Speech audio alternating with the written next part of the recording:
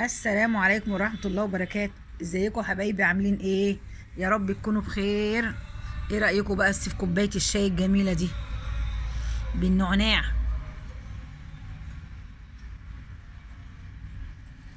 بصوا، بالنعناع الاخضر. بصوا الجمال. واو واو.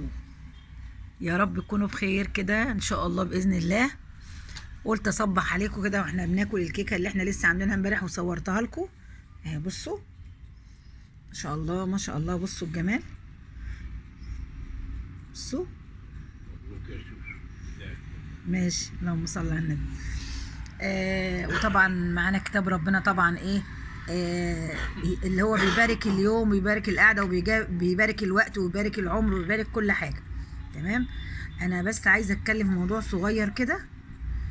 الموضوع بقى ايه؟ ان كل واحد يتضايق من حد يأذيه أذية مبرحة، يعني أذية تنهي عمره خالص. انت متضايق من زوجة او او انت متضايقة من زوجك، ما تنفصلوا.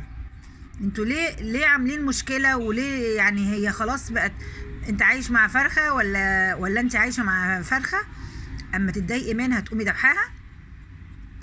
الراجل يبقى مديك الامان وعايش في بيته بالامان ونايم في حضن ولاده، تخشي تموتيه؟ ايه اللي احنا عمالين نسمعه كل يوم ده؟ ايه اللي احنا عمالين نسمعه كل يوم ده؟ مش عاجبك؟ ما تسيبيه. ما تتكلميش معاه.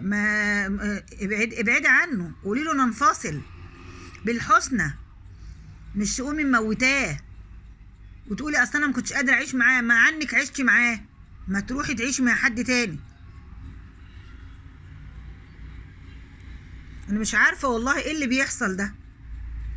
كل يوم والتاني نسمع قتل وزفت وقرف وايه ده؟ ايه المشاكل اللي عماله تحل علينا كل يوم ده؟ حاجه بقت يعني مش معقوله يعني.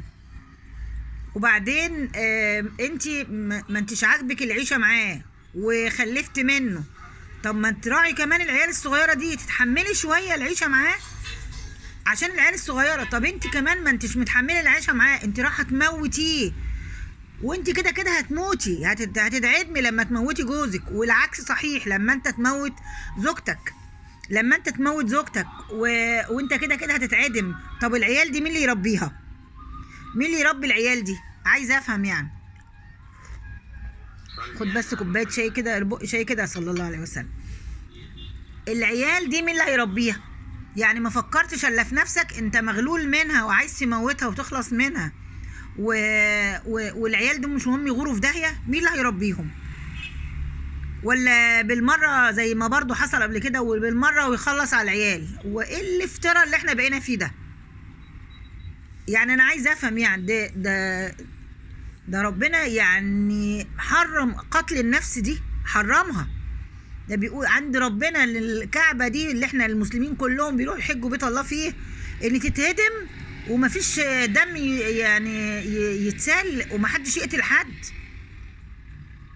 محدش يقتل حد ولا يراق دم مسلم او اي ديانة. ما والله يعني ما او اي ديانة. انت دلوقتي متضايق من مراتك، يا عم ما تنفصل منها، ما تموتهاش، سيبها تربي عيالها، او سيبيه يربي عياله. انت دلوقتي متضايقه منه ومش عايز تعيشي معاه، طب خلاص سيبيه يربي عياله وانت يا ستي روحي.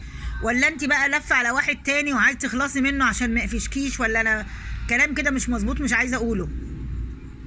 ما تأتيش ربنا في الراجل اللي كان انيك وعايشه معاه وبيصرف عليك ومخليكي بني ادمه. تمام. ما تأتيش ربنا فيه ورحت لفتي على واحد تاني. ما ايه المشاكل والبلاوي اللي بقينا نسمع عنها كل يوم دي؟ انا والله العظيم ما عارفه، مش قادره اصدق اللي انا كل يوم بسمع. بقوم واقعد فيه او ما اقعد فيه. اللي قتل مراته، اللي زق مراته من البلكونه، اللي راح مش عارفه قفش اخته فين وموتها.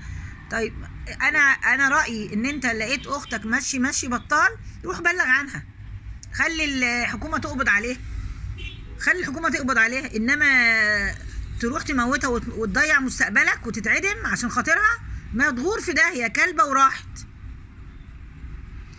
حاجات كتير عايزه اتكلم معاكم فيها، وحاجات كتير، مشاكل كتير في المجتمع اللي احنا عايشين فيه بسبب البعد عن الدين، بسبب البعد عن الدين، البعد عن كتاب ربنا. احنا بينا كتاب ربنا ده كنز، كنز احنا عايشين فيه.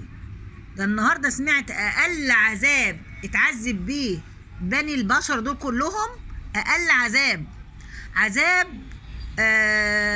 عم الرسول عليه السلام، اسمه عم الرسول كان عبد المطلب. عم الرسول كان اسمه عبد المطلب، مختفي تقريبا. عبد المطلب عم الرسول اقل عذاب هيتعذب بيه لانه ما اسلمش. تمام. انه هيلبس زي حاجه كده في رجليه، زي يعني حذاء من الحديد مولع، ويخلي النار تغلي في راسه. ده اقل عذاب هنتعذب بيه. ده ايه؟ عشان كان عم الرسول صلى الله عليه وسلم. احنا هنتعذب بقى ازاي في الدنيا بالمشاكل اللي احنا عايشين فيها دي؟ هنتعذب ازاي؟ انا مش عارفه والله. يعني احنا هنفضل لامتى في المشاكل اللي احنا فيها دي؟ هنفضل لامتى؟ متضايق من مراتك؟ ابعد يا عم وسيبها، طلقها وسيبها، ما تقتلهاش وتضيع نفسك وتنشر الفساد في الارض. ده انت بتضيع نفسك وبتضيع ولادك وبتضيع اسرتك وبتنشر الفساد في الارض. وهي نفس الموضوع، بتضيع نفسها طبعا، بتتعدم لما تقتل جوزها، وولادها طالما ما فيش اب ولا ام هيتشردوا ويطلعوا بقى ايه في المجتمع، بقى مشردين في المجتمع.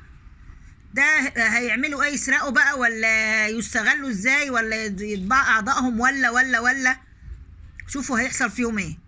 طب انت ما فكرتيش في عيالك هيحصل فيهم ايه وانت بتقتلي جوزك؟ اللي عرفت واحد على جوزها وقالت له نخلص منه عشان نتجوز. طب هو انت لما تخلصي منه وتتجوز، هو اللي ما يحبك ده هيأمن لك تاني؟ ما مش هيأمن لك، ما انت موتي ابو عيالك، هو هيأمن لك ازاي؟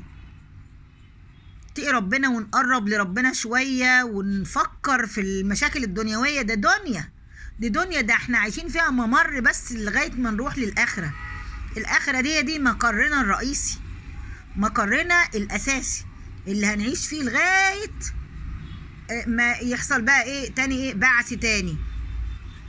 طيب انت ايه الدنيا دي اللي باكي عليها دي، وانك انت عايزه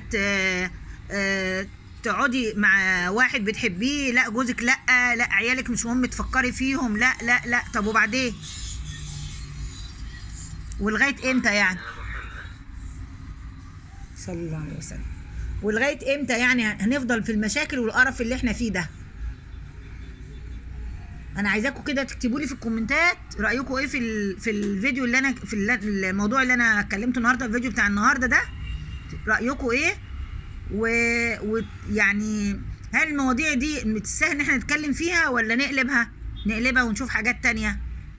انا بصراحه حاسه ان دي اهم حاجه في المجتمع اللي احنا فيه دلوقتي. اهم حاجه اللي هو ايه؟ الناس اللي بتفسد في الارض. الايه اللي بتقول ظهر الفساد في البر والبحر بما كسبت ايدي الناس، ويرجعوا يقولوا الحاجه بتغلى ليه والدنيا بايظه ليه ومش عارفين نعيش. ما من اللي احنا بنعمله، اللي يقتل ابنه، اللي يقتل اخوه، اللي يقتل امه، اللي يقتل ابوه، اللي يقتل مراته، اللي يقتل جوزها، واللي